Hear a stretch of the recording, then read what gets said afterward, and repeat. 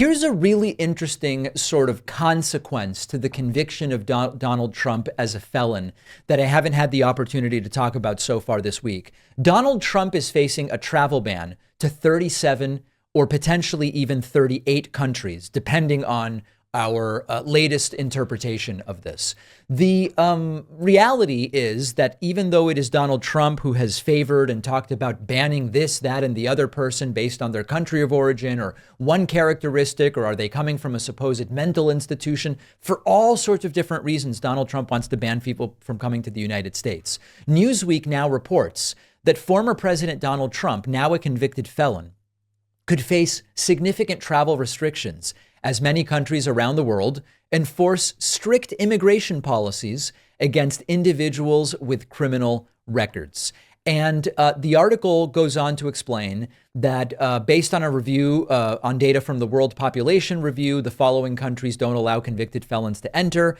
They are Argentina, Australia, Canada, China, Cuba, India, Iran, Israel, Japan, Kenya, Macau, New Zealand, South Africa, Taiwan, the UK, and yes, also the United States. There are further countries that Trump may now be denied entry to. Not all countries check criminal records, but if they discover, hey, we are aware of a convicted felon at our border, they could implement a rejection. And it is quite a list, including Brazil, Cambodia, Chile. You can check out the entire list going down to Turkey, Ukraine, and the United Arab Emirates. So a couple different things here. It is, in a sense, we continue to deal with the endless irony of everything that Trump stands for with regard to his personal life, with regard to his legal problems, with regard to the hypocrisies and double standards of the policies he claims to stand by and the principles he claims to abide by. All of these different things. There is an irony there, of course. Trump had a travel ban. He may now be restricted from accessing other countries because of a travel ban. And, maybe he's not going to find Obama's birth certificate in Kenya, since it's possible Kenya won't let the guy in. Okay, so we understand the ironic sort of part of it. There is another aspect to this, which is, on the one hand, if Trump is president and he's really not allowed into some of these countries, it does make it much more difficult to carry out the job of president. Now, does he need to go to all of these countries? Does Trump need to go to, I don't know, is Trump going to go to Iran as president? Probably not. But there are countries here, including the UK, of course, that are relatively close allies. And if we believe that those countries would reject Trump from entering, it is yet another reason why, hey, maybe we don't want to have a convicted felon as president of the United States. But there's another story to this here, and it is the story about the two-tier justice system, which is not about Democrats and Republicans.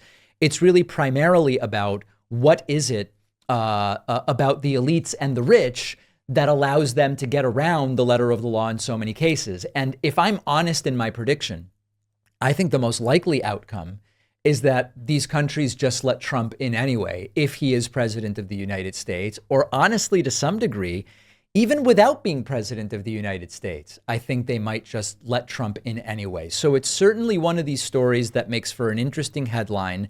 And it is fascinating to think about, and it is ironic, and there's this incredible contrast between Trump wanting to prevent everybody else from coming here when they are either from an S-hole country or from countries he associates with terrorism or whatever, and then now he's on the other side of that. But at the end of the day, we have to make a decision. Is this enough trouble to have a convicted felon as president that we just need to decide as a country we're just not going to do it? And even Republicans saying, you know what? I'm going right back to voting for Republicans in 2028 once we get a reasonable candidate, but I can't vote for Trump this time. Hopefully, Republicans will make that decision. It's important to me that any supplement I take is of the highest quality and freshness, and that's why I've been turning to AG1 for years. Unlike other vitamin brands, AG1 conducts relentless testing for purity and potency. It's tested for 950 contaminants and banned substances, while the industry standard is usually to test for only 10.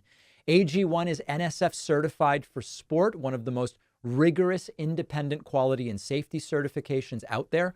And the whole reason I drink AG1 is it just is simple. It simplifies everything. It's a scoop a day.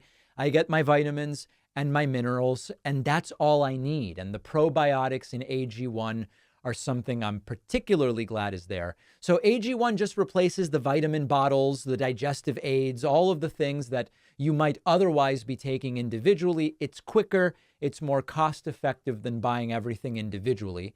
You can go to drinkag1.com/Pacman to get a free year supply of vitamin D and K, plus 5 free AG1 travel packs. The link is down below.